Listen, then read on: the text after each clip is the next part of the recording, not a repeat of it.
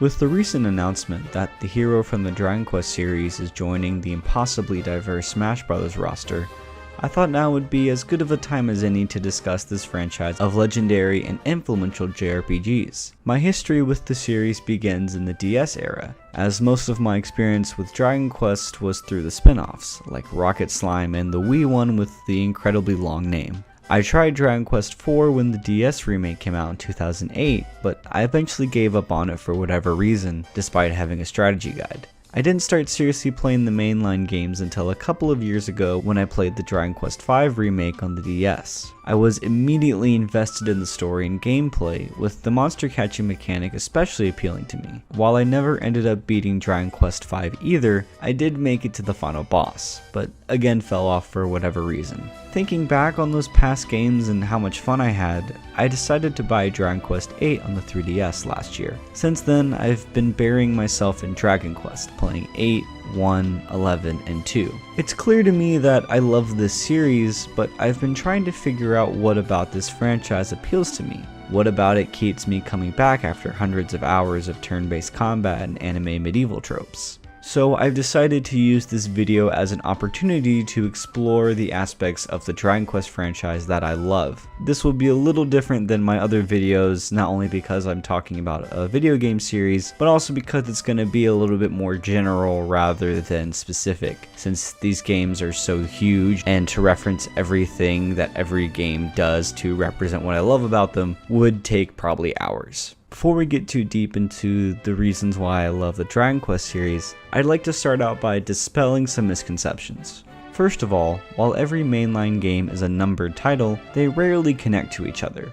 The first 3 games form a trilogy that takes place in the same world, though you don't need to play them in order to understand the story of the individual games. 4 through 6 form a thematic trilogy, with similar elements and locations but with different maps and characters. The most recent games, like 8, 9, and 11, take place entirely in their own worlds and stories. All of this is to say that you can theoretically start with any entry in the series, though fans have a general consensus on which ones are the best to start with for newcomers. I'll go more into that later on in the video. One aspect that interests me about the series is the history of it. Starting out as a console RPG designed to introduce more people to role-playing games, Dragon Quest soon became a smash hit, gaining a huge and dedicated following within its home country of Japan. The third entry was nothing short of a sensation, seeing kids ditch school and steal copies from each other just to get a chance to play. There was even a rumor started that Dragon Quest games are legally only allowed to release on weekends, though we now know this is simply a policy at Square Enix. It's no surprise why Dragon Quest gained so much success in the late 80s and the early 90s, as the series always innovated with each new entry, paving the way for console RPGs for decades. The series featured the first time players had to find their party members rather than create them from the start, and they even implemented a monster catching mechanic years before Pokemon released. In general, the series succeeded in simplifying the complex mechanics present in traditional RPGs, turning the number-heavy statistics and role-playing into simple controls and eye-catching designs. The series loves its own history, with each entry referencing itself and maintaining certain elements.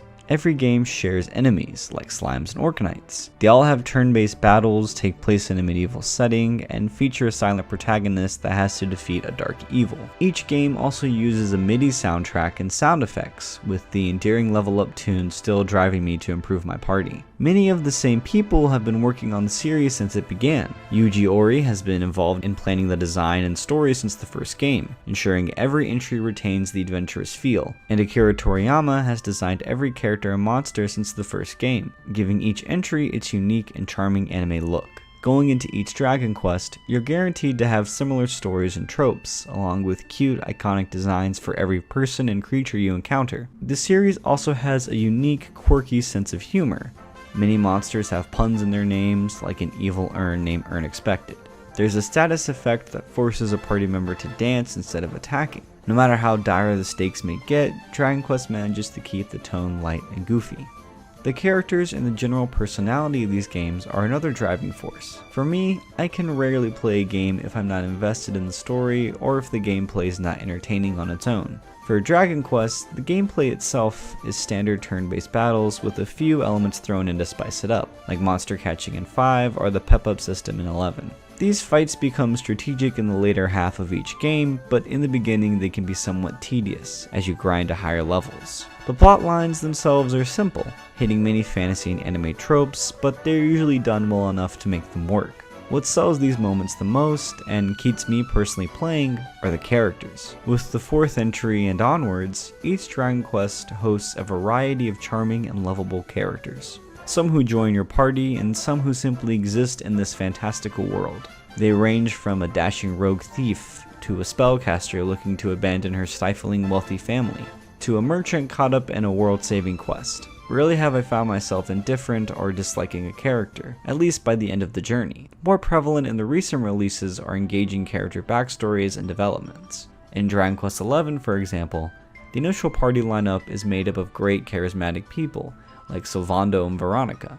As the story goes on, each character gains some depth and humanity, either through a personal struggle or a test of their moral codes. This makes for characters who are not only fun, but are also interesting to explore and discover. Finding each character throughout the adventure is fun on its own, but it's just as fun to discover everything else each world has to offer. There's something so exciting about entering a new town or dungeon, seeing how the location is mapped out, meeting the people who live there, and finding new secrets behind every corner. Dragon Quest has some of the best towns, with each one feeling memorable in some way. Dragon Quest XI especially excels with its towns, with each one housing multiple memorable quests and hosting their own quirks. There's a town based on Japan where everyone speaks in haiku, a town based on Venice with a gondola travel system, and a Spanish town full of beautiful architecture.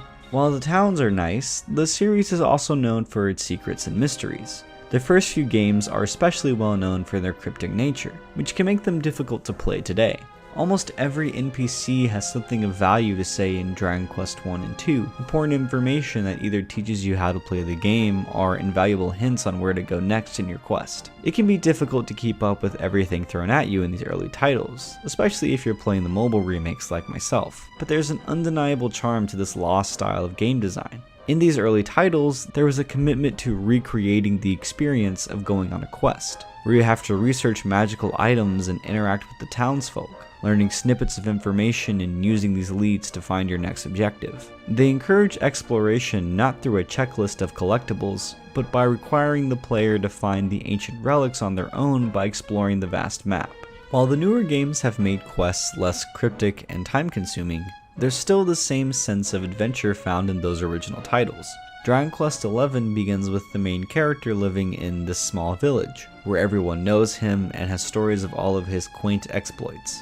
Yet once the Chosen One prophecy is revealed, your character must venture out of his hometown and visit a large city. Once I stepped out onto the open plain that lay between the starting village and the rest of the world, and the classic MIDI soundtrack kicked in, as I saw various monsters roaming the land filled with ruins begging to be explored, I once again felt the insatiable urge to begin a journey. That is the same feeling I get whenever I start any Dragon Quest game.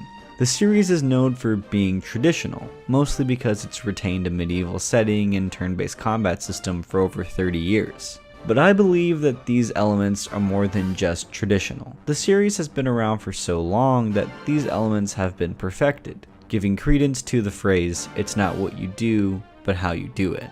I keep coming back to Dragon Quest not because it's traditional, but because it's familiar. I know with every entry, it'll have a gloriously outdated soundtrack, charming characters, cute monster designs, hilarious dialogue, and most of all, an unmatched sense of adventure. Every Dragon Quest captures the feeling of embarking on an epic quest, spanning tens to hundreds of hours, where you journey across the world to meet new and interesting people, explore towns and dungeons, and discover secrets meticulously placed within each world. Few games capture this same feeling, because few games are as timeless as Dragon Quest. Hopefully my rambling has either convinced you to try out the series, or at least has given you a better understanding of why these games are so beloved. If you're unsure of where to start, I'll put this helpful guide on screen posted to Reddit and created through a variety of sources listed in the bottom corners of the page. This is the most comprehensive and easiest to digest guide I've personally seen, and from what I've played, this guide is fairly accurate and fair. In my personal opinion, I think 5, 8, and 11 are great starting points and are fairly easy to access, as the first two have mobile ports along with their respective releases on the DS and 3DS.